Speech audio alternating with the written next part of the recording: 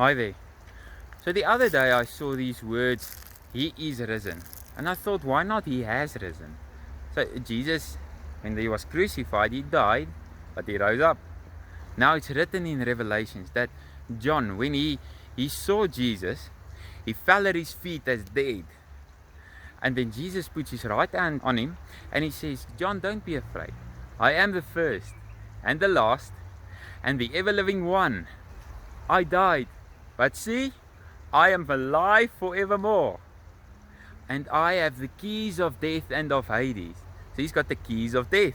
He's got complete authority and victory over death. In Hebrews 2, it said that by Him, basically sharing the same physical nature as us, but through experiencing death, that He might, but with no sin, that He might make Him powerless, who had the power over death, the devil, and that He might free those who by the haunting fear of death were held in slavery their whole lives.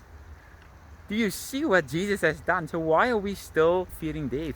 By Him dying and rising by the power of the Holy Spirit, He made death as if it's not your life end, it begins. And by saying that He has risen, just seems to me that it says that Jesus has risen. By saying that He is risen means He is the resurrection. He is risen.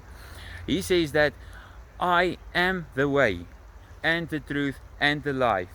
No one goes to the Father except through me. He was the perfect sacrifice.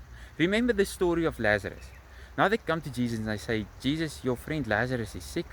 He says his sickness will not end in death, but for the glory and honor of God, so that the Son of God may be glorified in it. So then Jesus waits there 2 days, and then He tells His disciples, come, let's go.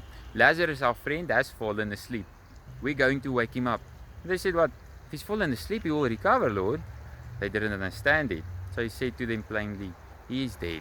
And now He goes to Lazarus, and Mary comes to Him. And she says, Lord, if you have been here, Lazarus would not have died. But he says, Lazarus will rise. She says, I know he will rise on the last day in the resurrection. He tells her, I am the resurrection and the life. Whoever believes in me will live even if he dies. And whoever believes in me will never die. Do you believe this, Mary? Do you believe this? Do I believe this?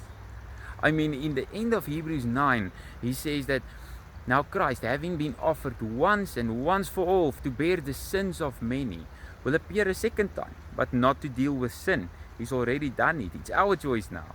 But to give salvation to those who are eagerly waiting for Him. Are you eagerly waiting for Him? That's a question we need to ask. Thank you guys for watching. See you guys tomorrow.